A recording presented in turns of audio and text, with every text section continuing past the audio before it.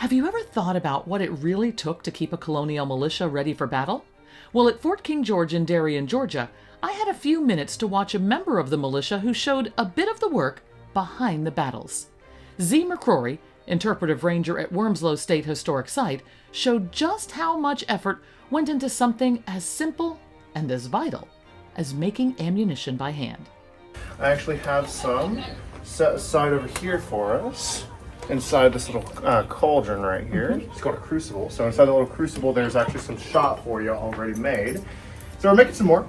And right here, you'll see I have some chopped up bits of pewter. And this is actually the equivalent of recycling an old children's toy in time of need. So in this instance, let's pretend that we are in desperate need of supplies. So what I am doing is I'm going around to all the houses and I am gathering up old scrap bits of pewter or lead, and I'm going to be cutting them up into small pieces. So I've already, for example, melted like dice, like for playing board games and such. And so now what I'm doing is I'm melting down children's toys to continue the war effort. That way, our soldiers can have ammunition when in need. So you'll see here, I'm just holding this little spoon here over the coals. It's hard to see from that angle, but I'm holding it over the fire essentially, letting it get hot and melting a little bit more of it. And then I'm adding another small piece.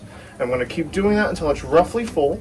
Then I'll add it into my mold here, which I'm going to go ahead, since it's almost full, I'm going to go ahead and preheat that so it's not too cold. You can see how quickly that melts. I had just put a new piece in there. You can see how quickly it melts. So I'm holding it over the coals directly. That's going to be the hottest part of the fire.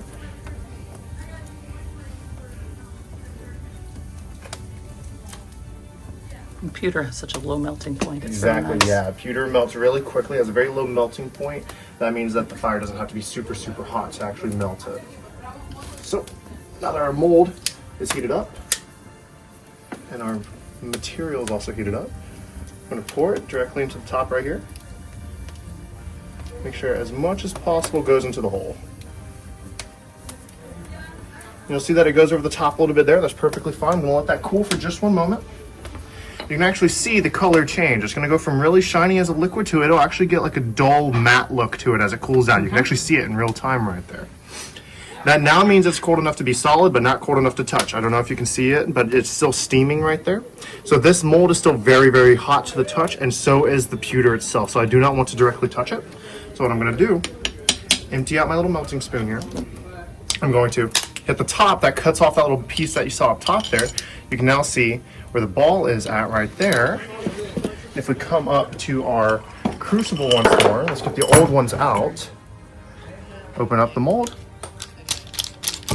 Sometimes they'll stick in there, that's perfectly fine. What we'll do, get another tool, help coax it out.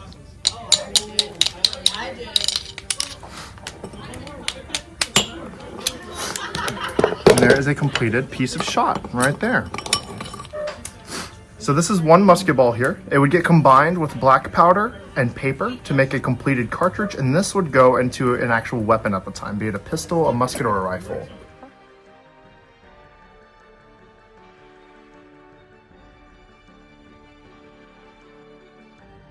So I had mentioned the weaponry earlier. It would go into something similar like this right here.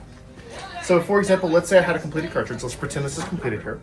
I would bite open the top with my two teeth that will hopefully connect to my mouth. I'm going to bite that open, pour the powder and everything down the muzzle after priming my pan down here. So the full step is to open it, prime your pan, shut the pan, cast a belt. We're going to pretend the table isn't there.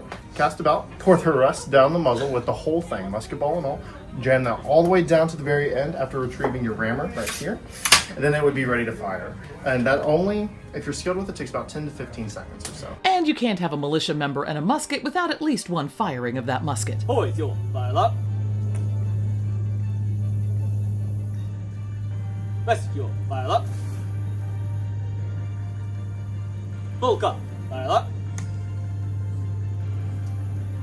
，Take aim.